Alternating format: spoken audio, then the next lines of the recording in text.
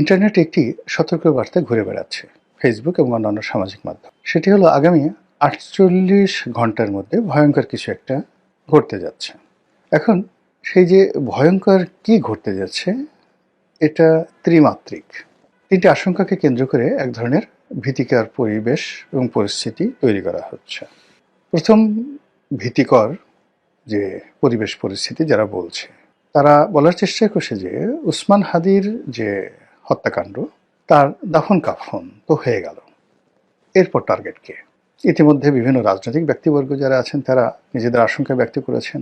যারা তরুণ নেতৃত্ব রয়েছেন প্রার্থী হিসেবে রাজনীতির ময়দানে, তারা ঘোরাফেরা করতে গিয়ে নানা রকম আশঙ্কার কথা তারা বলার চেষ্টা করছেন এবং তারা ভয় পাচ্ছেন যে আগামী ৪৮ ঘন্টার মধ্যে অনাকাঙ্ক্ষিত একটা ঘটে যেতে পারে তাদের জীবনে, রাজনৈতিক অঙ্গনে এই অনিশ্চয়তা।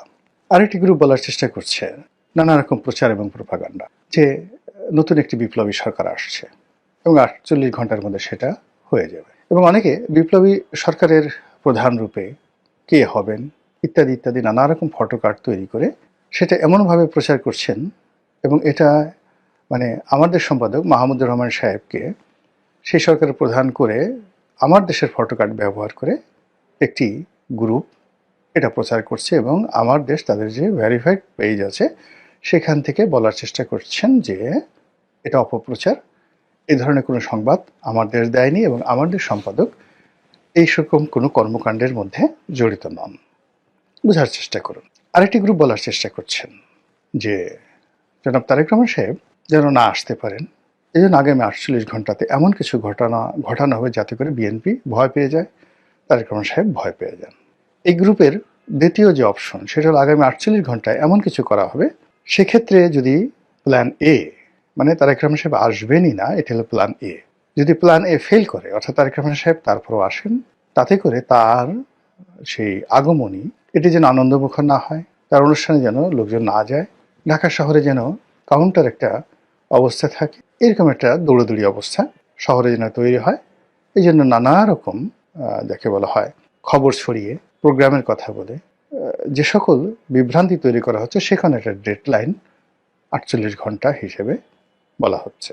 আপনি যদি ধরেন যে আমি এই ভিডিওটি যে সময়টিতে করছি এখান থেকে ৪৮ ঘন্টা আজকে থেকে ধরেন, যেটা আজকে ২১ তারিখ, ২১শে ডিসেম্বর, তাহলে ২১শে ডিসেম্বর চলে গেল, ২২, ২৩, মানে এই দুদিন যদি ধরেন, ২৪ তারিখে হলো ডেডলাইন, আর ২৫ তারিখ সকাল মানে দুপুরের সময় জনাব তারেক রহমান সাহেব আসবেন, তাহলে ঘুরে ফিরে মোটামুটি ২৩ তারিখ রাত্রি অথবা ২৪ তারিখ দুপুর পর্যন্ত এই সময়টিকে ৪৮ ঘন্টার একটা মাহেন্দ্রক্ষণ, মানে সেই মাহেন্দ্রক্ষণ একটি কিছু ঘটানোর জন্য প্রচার চালানো হচ্ছে। এর বাইরে আওয়ামী লীগের পক্ষ থেকে নানা রকম ফিসফাস, নানা রকম কথাবার্তা, যেগুলো এই বাংলাদেশে বসে আমাদের পক্ষে এগুলো উচ্চারণ করাটাও আমাদের পক্ষে উচিত না, সম্ভব না। কিন্তু আওয়ামী লীগের যে অসংখ্য বট বাহিনী এখন আছে, তারপর যারা মূল ধারার একসময় খুব সেলিব্রিটি ছিলেন গণমাধ্যমের, খুব বড় সাংবাদিক, রাজনৈতিক বিশ্লেষক, তারা প্রকাশ্যে দেশের বাইরে থেকে আগামী ৪৮ ঘন্টার মধ্যে যে সকল ঘটনা ঘটতে পারে যে আশঙ্কার কথা বলছে, মানে এটা না বলাই ভালো, খুবই খারাপ কথা তারা বলছে। থার্ডলি হলো যে ভারত এই মুহূর্তে খুব উত্তেজনা দেখাচ্ছে প্রকাশ্যে।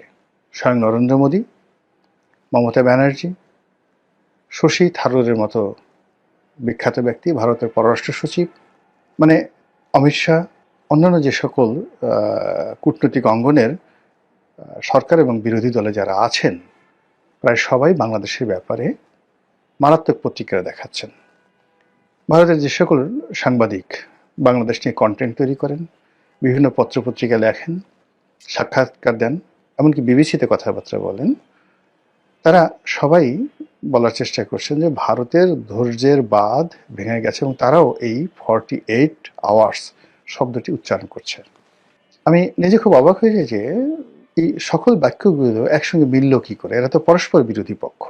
তো কেউ যদি 48 আওয়ার্স বলে, তো অন্যরা রাগ হয়ে বলবে যে না, এখানে 48 আওয়ার্স হবে না, এটা 64 ঘন্টা হবে। আরেকজন বলবে না 24 ঘন্টা, আরেকজন বলবে না 30 ঘন্টা। কিন্তু এখানে এই মুহূর্তে বাংলাদেশ নিয়ে যারা উদ্বিগ্ন, বাংলাদেশের রাষ্ট্র ক্ষমতায় আসা থাকা, যাওয়া ইত্যাদি নিয়ে যারা রীতিমতো ইঁদুর দৌড়ের উপরে আছেন, এই মুহূর্তে যারা রাজনৈতিক সুবিধা নিতে চাচ্ছেন বা সুবিধা হারাতে চাচ্ছেন, সকল পক্ষের মধ্যে একই সঙ্গে এই 48 আওয়ার্স যে শব্দটি, এটি কেন বের হয়ে গেল বা বের হয়ে যাচ্ছে, এটা নিয়ে আলোচনা করার চেষ্টা করব। প্রথম, আপনারা যারা নিশ্চিন্ত হতে চান যে কিছুই ঘটবে না, তারা হতে পারেন এই কারণে যে কখনো তারিখ ঘোষণা করে ডেডলাইন দিয়ে কখনো মারামারি হয়নি, কখনো এরকম একেবারে সময়ক্ষণ মাহেন্দ্রক্ষণ বর্ণনা করে পৃথিবীর কোনো দুর্ঘটনা অথবা সুঘটনা ঘটানো যায়নি। নর্মালি এই ধরনের পরিবেশ পরিস্থিতি তৈরি হয় সেই যাকে বলা হয় একটা আতঙ্ক এবং ভয় সৃষ্টির জন্য। এটা অর্ধেক আপনি ধরেন পৃথিবীর, মানে যাকে বলা হয় যত এই ধরনের আতঙ্ক ছড়ানো হয় তার 50% ভয়েড, 50% যাকে বলা হয় বোগাস, এবং কেবলই মাত্র স্বার্থ সিদ্ধির জন্য এই কাজগুলো করা হয়। তো সেই অর্থে 48 আওয়ার্সের মধ্যে কিছুই হবে না, অর্থাৎ 24 তারিখ পর্যন্ত কিছুই হবে না। যা কিছু হওয়ার বা যেভাবে স্বাভাবিকভাবে যা কিছু চলছে ওভাবেই চলবে। যে আতঙ্কের কথাগুলো বলা হচ্ছে সেই আতঙ্কেরগুলো হয়তো ঘটবে না 50% ক্ষেত্রে। আর আরেকটি আতঙ্কের বিষয় রয়েছে, সেটি হলো যে যখন মানে সকল মানুষের মুখ দিয়ে, অন্তর দিয়ে, যাকে বলা হয় চোখ মুখ দিয়ে, পঞ্চ ইন্দ্রিয় দিয়ে একটি বিষয় অনুভূত হয় এবং মানুষের জবান দিয়ে একটি কথা বের হয়ে যায়, তখন সেটা প্রকৃতি ঘটিয়ে দেয়। উদাহরণ হিসেবে বলি, যেমন শেখ হাসিনা পালায় না, শেখ হাসিনা পালিয়ে যাবেন, বাংলাদেশে টিকতে পারবেন, এই কথাগুলো কিন্তু আগস্ট মাসের 5 তারিখের আগে, মানে যখন মেট্রো রেল পুরলো এবং শেখ হাসিনা যখন ওটা দেখতে গেলেন, ঠিক তার আগে তিনি খুব বড়াই করে বলেছিলেন যে শেখ হাসিনা পালায় না, সংবাদ সম্মেলনে পালাবে না।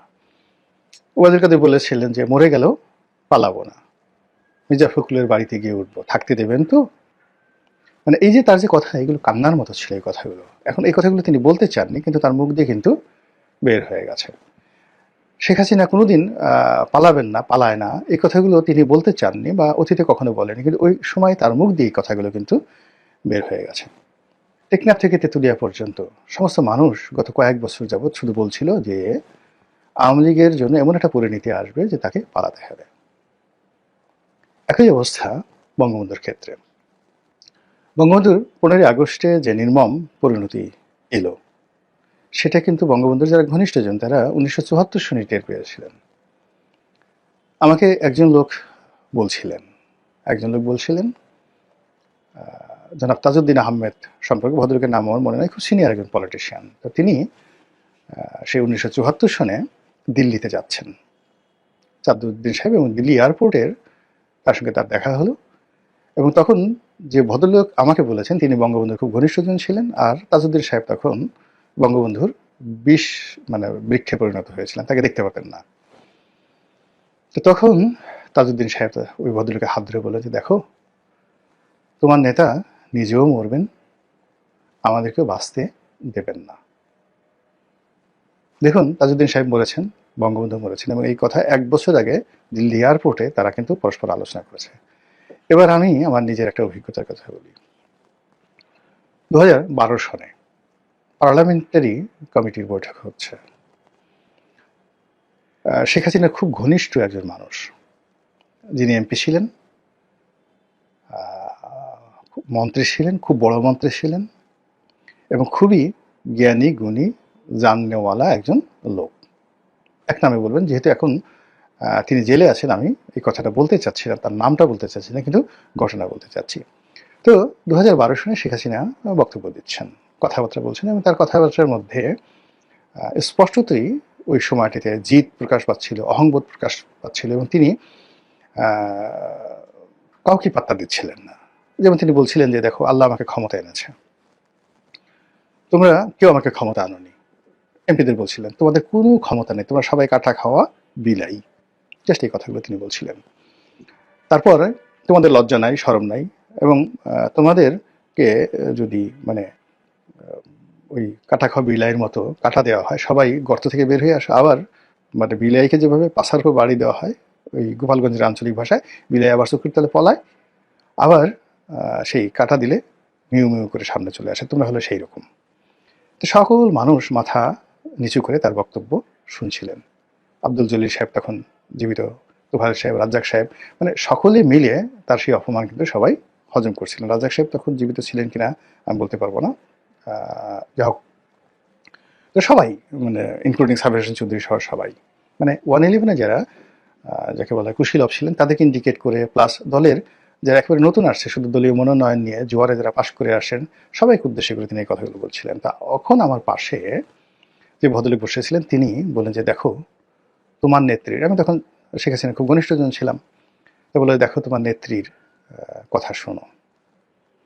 ওনার মধ্যে একটা অহমিকা বোধ জন্ম নিয়েছে যে আওয়ামী লীগকে বাংলাদেশে তিনি পুনর্জন্ম দিয়েছেন,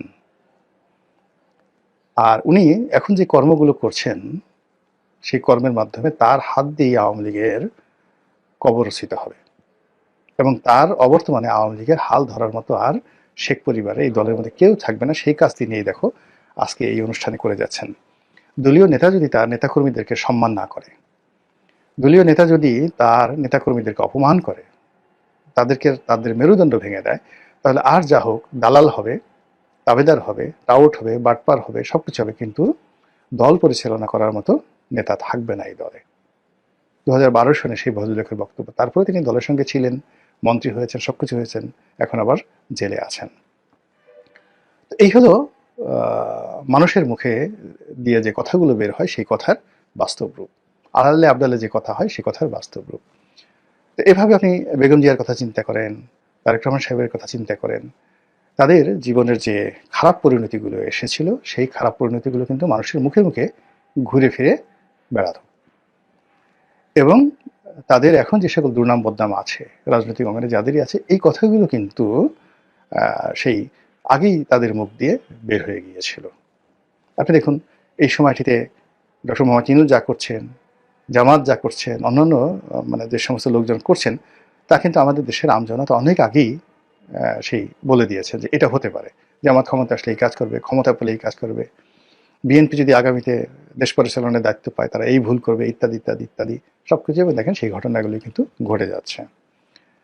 সেক্ষেত্রে 48 ঘন্টার যে টাইম ফ্রেম, এই টাইম ফ্রেম নিয়ে যখন 18 কোটি মানুষের যে বিরাট অংশ, সচেতন অংশ, তারা একই চিন্তা করবে, একই আতঙ্ক অনুভব করবে, এবং একই বিশ্বাস দ্বারা লালিত হবে, এবং তারা মনে করবে এরকম একটা কিছু ঘটা আসলে উচিত, মানে ঘটতে পারে, কিন্তু সেটা যে উচিত, ইট শুড বি, এটা দরকার, এটা প্রয়োজন, 48 ঘন্টা কিছু একটা ঘটা দরকার। এই জিনিসগুলো যখন মানুষের মধ্যে আসবে, অর্থাৎ তারা বর্তমান অবস্থা নিয়ে সন্তুষ্ট নয়, দুর্বিষহ সময় পার করছে, তাদের চোখের সামনে যা কিছু দেখছে, অল্টারনেটিভ যা কিছু দেখছে, সেই অল্টারনেটিভ বিষয়গুলো তাদের ভালো লাগছে না। নেতা পছন্দ হচ্ছে না, নেত্রী পছন্দ হচ্ছে না, কর্মকাণ্ড পছন্দ হচ্ছে না, কথাবার্তা পছন্দ হচ্ছে না, প্রতিদিন যে সকল দৃশ্য পছন্দ হচ্ছে না, তারা এর বাইরে অলৌকিক কিছু একটা চিন্তা করছে, সেই চুলকার কবেকার অন্ধকার বিদিশা নিশা, সেই বনলতা সেনের মতো। যে বনলতা সেনের যিনি কবি, তিনি সারা পৃথিবী ঘুরছেন, সেই বন থেকে বনান্তরে, পাহাড় থেকে সমুদ্রে, সমুদ্র থেকে সেই দারুচিনির দ্বীপে, কিন্তু কোথাও তিনি স্বস্তি পাচ্ছেন না, কোথাও তিনি নিরাপত্তা পাচ্ছেন না। ঠিক সেই সময়টাতে নিজের মনের মধ্যে তার হঠাৎ করে উদয় হলো নাটোরের বনলতা সেনের কথা। আর সেই বনলতা সেনের তিনি একটা চরিত্র অঙ্কন করলেন, চুল তার কবেকার অন্ধকার বিদিশার নিশা। এই হলো মানুষের কল্পনার শক্তি। তো এখন আপনি যদি আপনার আশেপাশের যে কোনো ঘটনা দ্বারা স্বস্তি না পান, কাউকে আপনার ভালো না লাগে, এবং অল্টারনেটিভ যে জিনিসগুলো, plan A B C D যা কিছু আসুক না কেন, কোনোটার মধ্যে আপনি স্বস্তি শান্তি খুঁজে পাচ্ছেন না, তখনই আপনি অলৌকিক কিছু চিন্তা করেন, নেতিবাচক অথবা ইতিবাচক। অনেক সময় মানুষ বলে যে আমার মরে যাওয়া ভালো, এর সাথে আল্লাহ তুমি আমাকে নিয়ে নাও, আল্লাহ গজব নাজিল হয়ে যায়, বেঁচে থেকে লাভটা কি। এইরকম যখন মানুষের জীবনে মানে আকাঙ্ক্ষা জাগ্রত হয়, জাতিগতভাবে সমাজ পরিবার এই ধরনের অভিশাপগুলোকে যখন তারা আহ্বান করে, তখন ঠিকই এই পৃথিবীতে সেই অভিশাপ কিন্তু ঘটে যায়। বহু নজির আছে। মহান আল্লাহ আমাদের সবাইকে হিদায়াত দান করুন এবং আমাদের জন্য যেটি কল্যাণকর সেটি আল্লাহ রাব্বুল আলামিন আমাদের জন্য বরাদ্দ করুন।